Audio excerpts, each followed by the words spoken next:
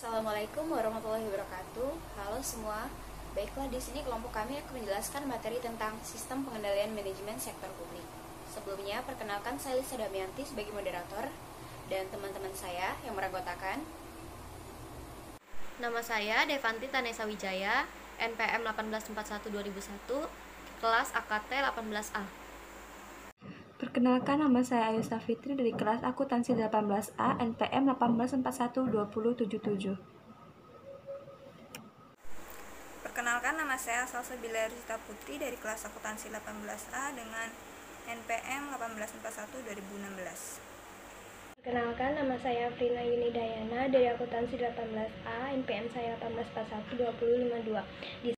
Pengertian sistem pengendalian manajemen sektor publik adalah suatu proses untuk menentukan suatu sasaran agar suatu fungsi berjalan sesuatu dengan kendalinya. Tipe pengendalian manajemen itu dikategorikan menjadi 3. Yang pertama itu pengendalian preventif atau preventive control. Dalam tahap ini, pengendalian manajemen terkait dengan perumusan strategi perencanaan strategik yang dijabarkan dalam bentuk program-program. Terus yang kedua, itu ada pengendalian operasional atau operational control.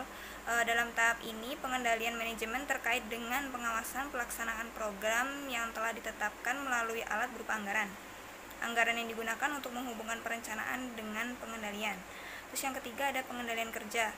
Pada tahap ini, pengendalian manajemen berupa analisis evaluasi kinerja berdasarkan tolak ukur kinerja yang telah ditetapkan.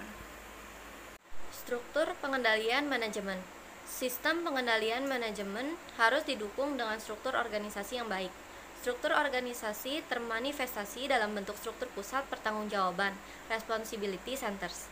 Struktur pengendalian ini memfasilitasi terbentuknya goal congruence seperti mendorong kreativitas dan daya inovasi bawahan sebagai alat untuk melaksanakan strategi organisasi secara efektif dan efisien, kemudian sebagai alat pengendalian anggaran.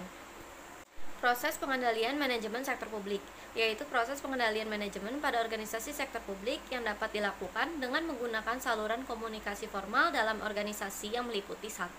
Rumusan strategi atau strategi formulation, 2. Perencanaan strategik atau strategic planning, yang ketiga penganggaran, yang keempat operasional atau pelaksanaan anggaran, dan yang kelima evaluasi kinerja.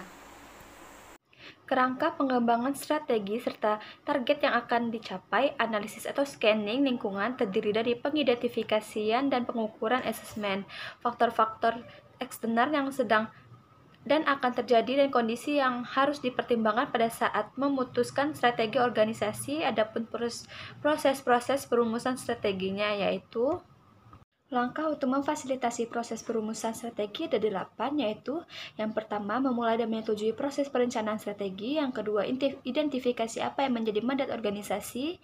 Yang ketiga, klarifikasi misi dan nilai-nilai organisasi. Yang keempat, menilai lingkungan eksternal atau peluang ancaman. Yang kelima, menilai lingkungan internal atau kekuatan dan kelemahan. Yang keenam, identifikasi isu strategik yang sedang dihadapi organisasi.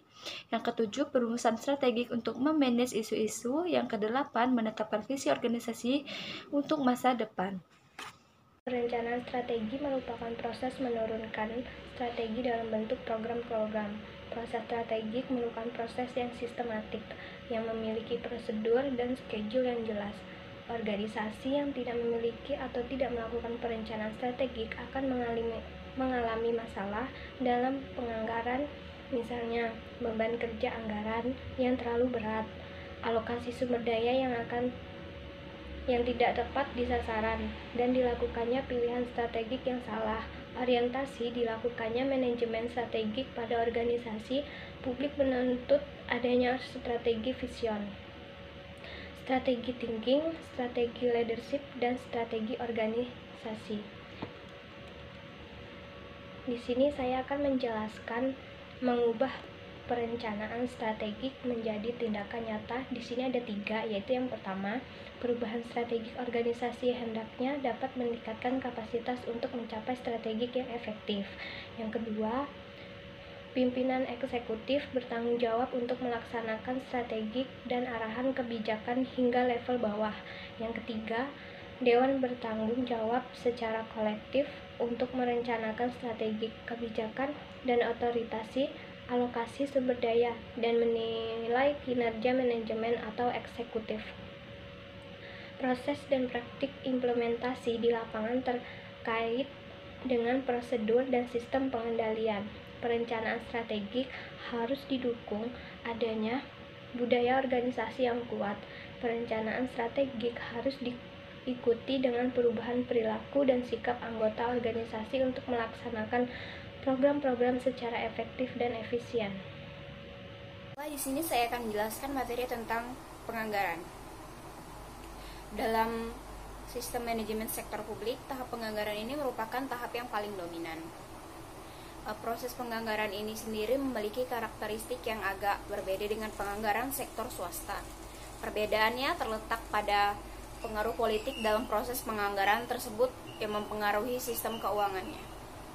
Penilaian kinerja. Jadi penilaian kinerja ini merupakan proses yang dapat digunakan untuk mengendalikan sistem penilaian kerja yang sifatnya finansial. Misalnya seperti gaji, bonus, dan tunjangan. Prosesnya bersifat psikologis dan sosial, seperti promosi jabatan, penambahan tanggung jawab, dan kepercayaan. Namun, orientasi ini hendaknya diarahkan ke pemberian penghargaan seperti atau reward.